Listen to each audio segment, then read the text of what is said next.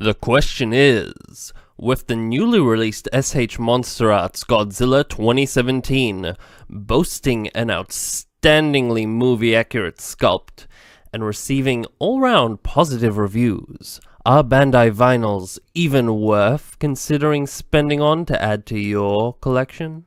Stay tuned to find out.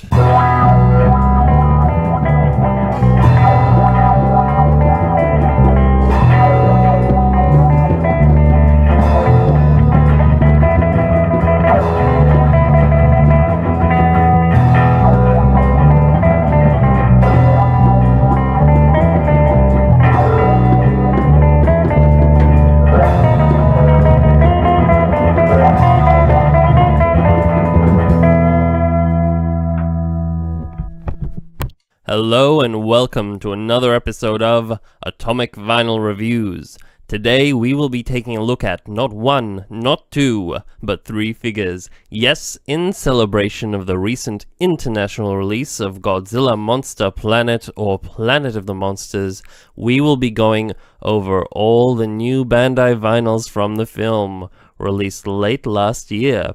Them being the standard Bandai Movie Monster series, Godzilla, and Servum figures, as well as the large King series Godzilla 2017. Just before we get into the actual review, I would like to say that I am some way through writing my full review of the movie. I already have a first reactions, first impressions type video out for it, so if you're interested, do check that out. But I have watched it 2 times since then, and I have a lot to say about the film, so definitely check out that video. It should be pretty interesting, and I'm really looking forward to seeing how I put that all together. Anyway, back to the review. Now, about the figures themselves, even though the main line of figures I collect is SH Monster Arts, for me, Bandai vinyls are a staple of Godzilla collecting.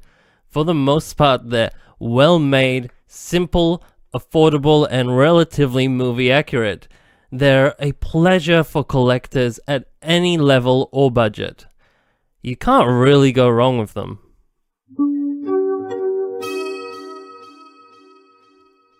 So, starting with the first of our Bandai vinyls, we have the latest addition to their classic Movie Monster series line. This is the Bandai Movie Monster series Godzilla 2017 figure. You can see him here. He stands about 16.5 centimeters or 6.5 inches tall, and around 35 centimeters or 13 inches from head to tail, so he's actually pretty big for a 6-inch scale Bandai, even though he's shorter than figures like the Shin Godzilla we got last time.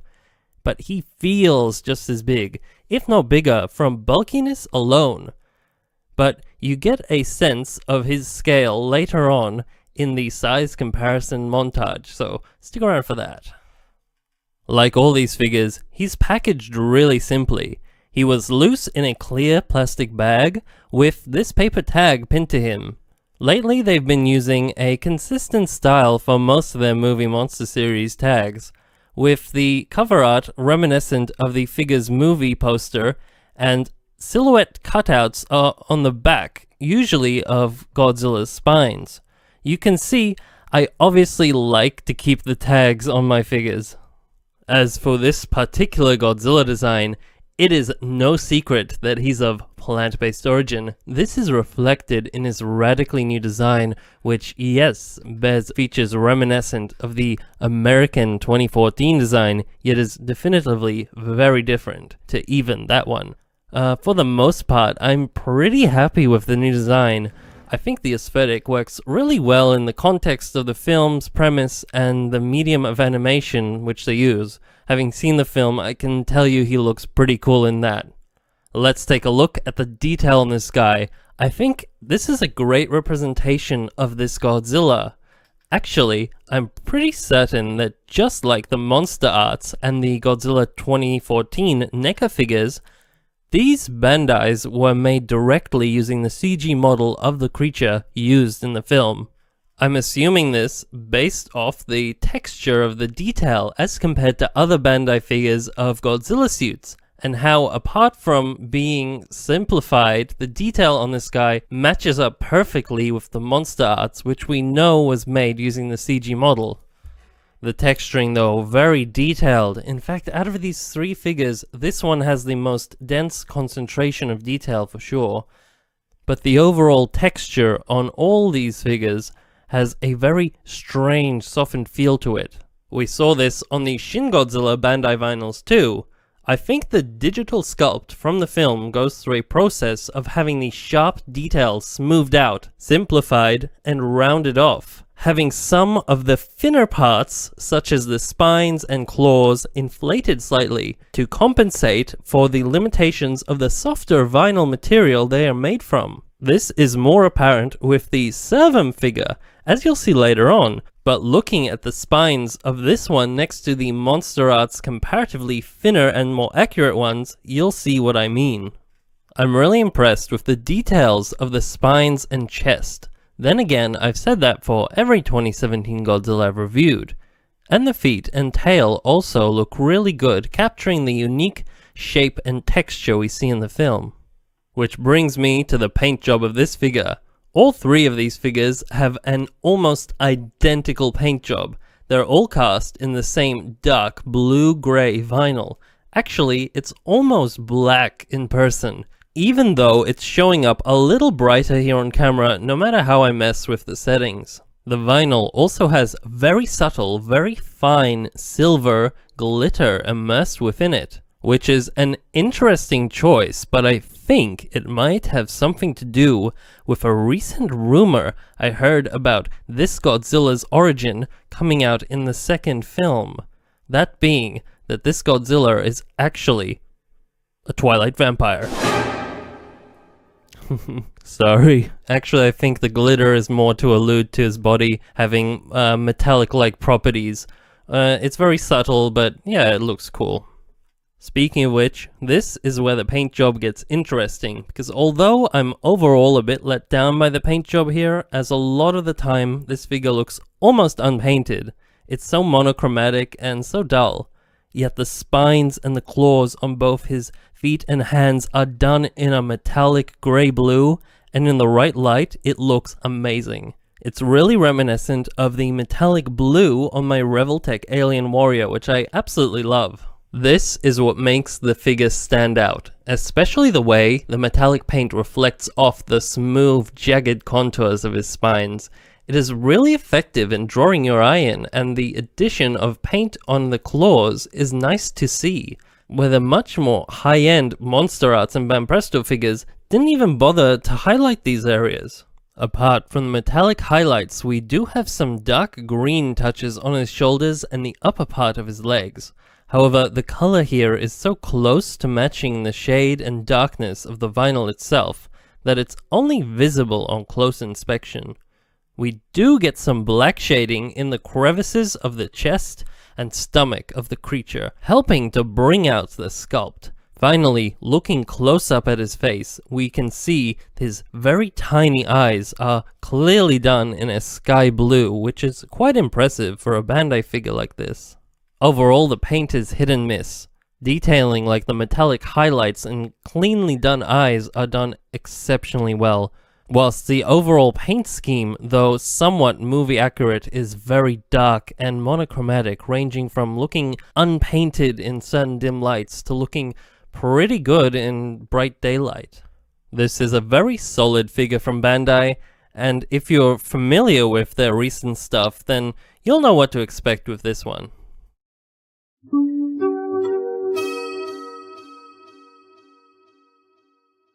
Moving on to our next Movie Monster Series figure, let's go over to our new creature, Servum. This is our first and so far only version of this creature in figure form. Even after seeing the film, we don't know too much about it. It's a flying monster, sort of dragon-like, with a very gnarly face. Again, reminiscent of an insect from Nausicaa of the Valley of the Wind in design, or something like that. And just like those insects, there are swarms of these in the film. They are about the size of a small airplane, so I don't know if they quite count as kaiju. yet they are said to be related to Godzilla in some way, yet we don't yet know how exactly. Though, being a flying kaiju, he does have a very different build from Godzilla and is easily the smallest of these figures. But he does have a fairly nice wingspan of just under 30 centimeters or 12 inches and measures about 22 centimeters or 9 inches from head to tail. Now, seeing the movie, you can tell he's nowhere near in scale with Godzilla. Godzilla is massive compared to him, but it's still nice to get a figure like this. Just like the Godzilla figure, he came packaged in a loose plastic bag with an almost identical tag. Looking here, it has the same artwork on the front, but if you look on the inside, it now has the Servum little silhouette here, and the same cutout Godzilla spines on the back. Just like I pointed out before, fine details and more delicate features of these designs are distorted when adapting them to be cast in this material. Unfortunately for Servum here, from what we've seen in the movie, and even on his tag here, his design has some very delicate features, especially his arms and legs, which translate from being long and thin to being small and stubby on the figure, as well as his normally thin wings, now being fairly thick and hollow and inflated. This is what we've come to expect with Bandai vinyls though, and for me, it's actually part of the charm with this line. The details on this figure are even more simplified than on Godzilla, but still overall done nicely and very reminiscent of the creature. I especially love the rough texturing on the tops of his wings. It's very unique, very organic, and very similar to that of Shin Godzilla's skin. It's also one of the only places on this figure we see decent shading, which is done in the same matte black color we saw on Godzilla's chest in the previous Bandai. Apart from that, red paint coats most of Servum's strange spider-like eyes. The rest of the figure is done in the same raw exposed, almost black, subtly glittering vinyl. The underside of the creature's wings and most of the body has a pretty plain sculpt. Aside from a touch of nice detail, a large portion of the wing's underside is flat and smooth. The creature's body shape is also rather generic, like a long cylinder widening in the middle and tapering off at both ends. So it's rather unfortunate that the detail here doesn't help to break up the sculpt and create a more interesting form. But on the bright side, the wrinkled texture that is there does cover most of the body. The head is quite interesting, as overall this design is very dragon or serpent-like. But the head, because of his spider-like eyes and angular spiky features, appears more insect-like, helping make this creature a bit more unique. The sculpt is done well here too. All of the teeth, even on the roof of his mouth, have a semi-sharp look and aren't backed by a solid block of vinyl like most Bandai figures. And the eyes, even if not all painted, are clearly defined in the sculpt. I'm actually pretty happy with this guy. It's nothing too special, but it is a nice solid representation of this creature from Bandai, and I am looking forward to seeing other lines interpret this design.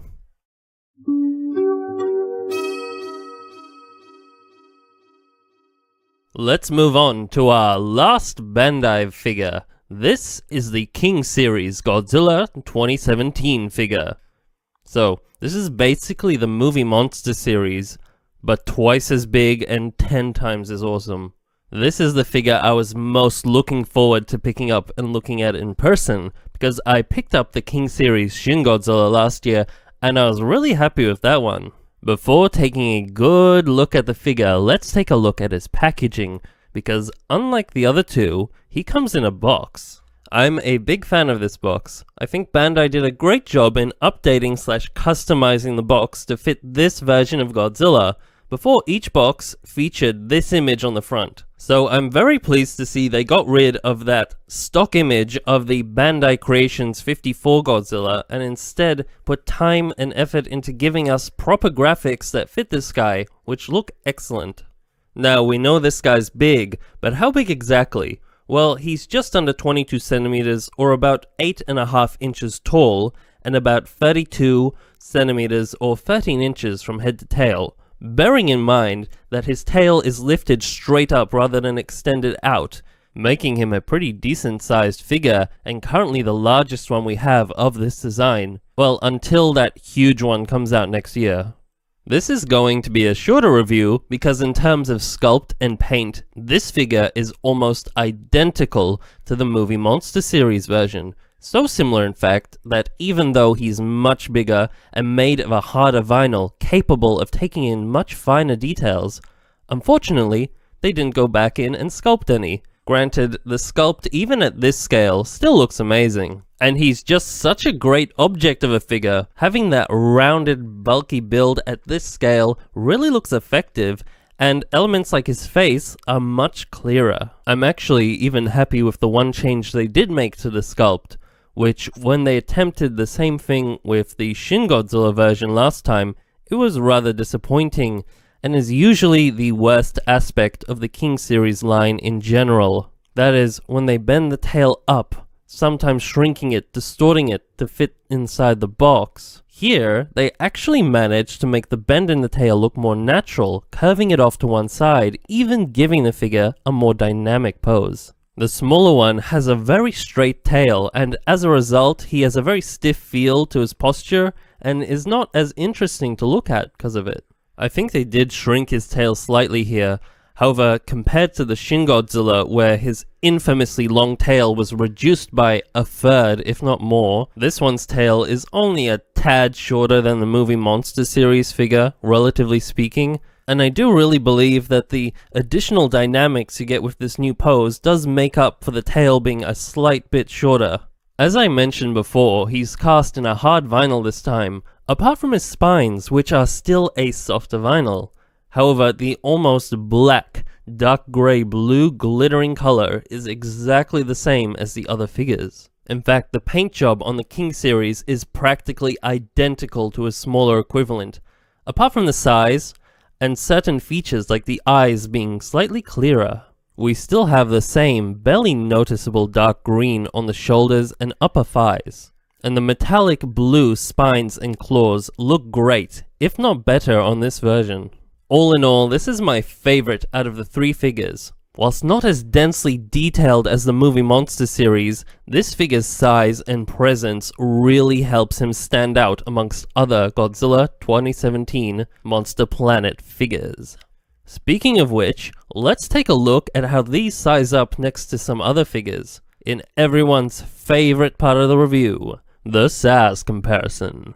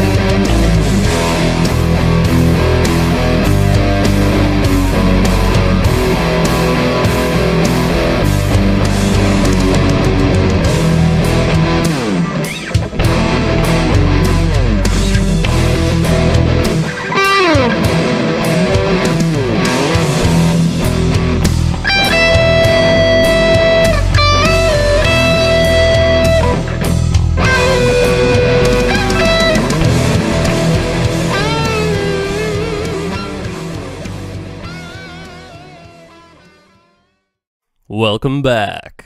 So, to answer the question I opened up the review with, if we have figures like the SH Monster Arts, are Bandai vinyls even worth buying?